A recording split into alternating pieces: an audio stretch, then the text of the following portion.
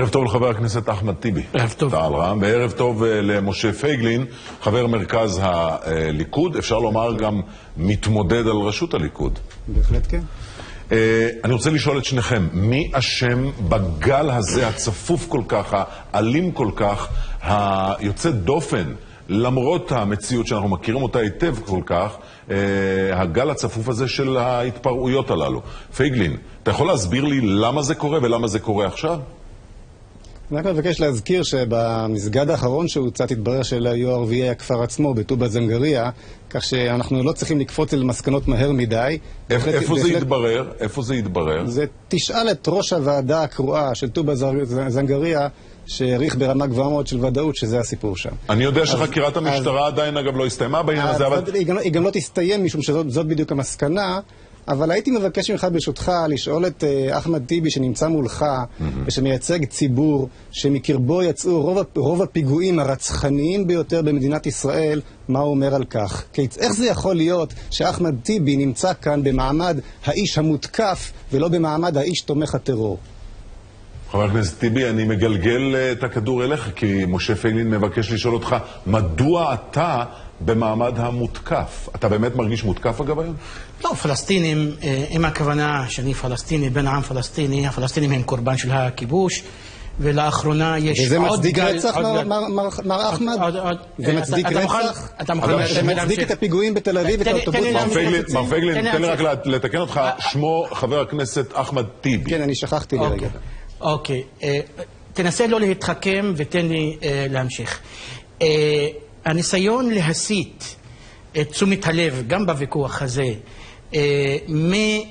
משריפת מסגדים והכיבוש עצמו, שאחד מהכלים שלו זה המתנחלים. אני מסרב לקבל את הניסיון הממלכתי או התקשורתי או של המתנחלים האלה, שיש מתנחלים טובים ויש מתנחלים רעים. יש צבא טוב ויש מתנחלים נגדו. יש מערכת של כיבוש שהיא החממה של המתנחלים האלה, שמתחילת השנה שרפו 9 מסגדים. אתמול ביקרתי באחד מהם, מסגד עוקשה בירושלים. אני בטוח שיהיו עוד שריפת מסגדים, כי לא מענישים מתנחלים. הממשלה היא החממה האידיאולוגית והלוגיסטית. שריפת מסגדים.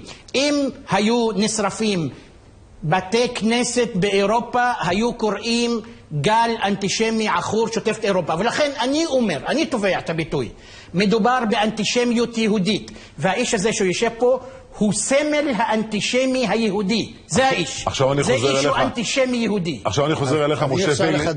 אז אם מותר לי לחדש למר טיבי הנכבד, אתה מגן ואתה חלק. רגע, עכשיו ניתן לו. תודה רבה. אם אפשר לחדש לחבר הכנסת טיבי, שכמעט בכל שבוע מוצת בית כנסת על ידי ערביי ישראל, ואת אף אחד זה לא מעניין. איפה זה קרה? ואני אגיד לך תכף מיד ובדיוק איפה זה קורה. איפה זה קרה? איפה זה קרה? זה קרה ביפו, זה קרה בעכו, זה קורה בנצרת, זה קורה בכל מקום. ואני חוזר ואומר, זו סתם השמצות ושקר. אתה עכשיו תיתן לי לדבר, מר טיבי. השמצות ושקר, אל תשקר. אני הקשבתי לשטויות שלך, אתה עכשיו תיתן לי לדבר. אל תשקר. בשלב זה אתה בצד של האנטישמים. חבר הכנסת טיבי. חבר הכנסת טיבי, עכשיו, רגע, סליחה. עכשיו, רק שנייה אחת, מר פייגלין. חבר הכנסת טיבי, עכשיו אני עומד על כך שמר פייגלין ידבר ואנחנו נקשיב לו, בבקשה. בכל שבוע מוצתים בתי כנסת ומחוללים בתי קברות יהודיים על ידי הציבור שאחמד טיבי מייצג, ואת אף אחד זה לא מעניין. ואחמד טיבי מייצג ציבור... למה אתם לא מדברים על זה, עודד? תן לי לסיים. למה אתם לא מדברים על השקר שהוא אומר? אנחנו ניתן לו רגע לסיים. ואחמד טיבי מייצג ציבור שמקרבו יוצאים רוב הרוצחים של הפיגועים הגרועים ביותר שהראו בתוככי מדינת ישראל. איך אתם לא מתביישים להביא איש כזה בתור האיש המותקף?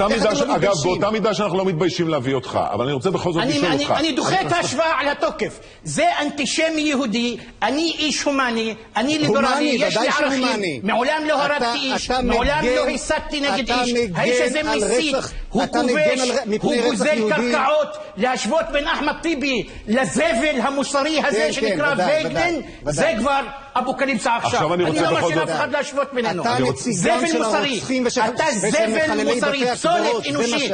אתה כובש, אתה פורע, אתה הורשעת על פי דין. אז מר טיבי הנכבד, אני לא כובש, אז אני מודיע לך, אז אני מודיע לך שאני לא כובש, זאת ארצי, ואתה לא תישאר בה. ואתה בוש ונכלם שאנטישמי יהודי. אתה אנטישמי יהודי. אתה לא תחליט לערוץ 2 להזמין אותי או לא. אני בעל הבית כאן. אני בעל הבית. אתה מראי בשטחים הכבושים. רבותיי, אתה תטיף לי מוסר? מי אתה בכלל? רבותיי, אני נאלץ להפסיק את הדיון הזה. רציתי מאוד שנקיים פה איזשהו שיח, אבל זה פשוט לא הולך. אני רוצה להודות לך מאוד, חבר הכנסת טיבי, להודות גם לך מאוד, מר משה פייגלין, תודה רבה, ואנחנו נמשיך הלאה. אנחנו יוצאים להפסקת...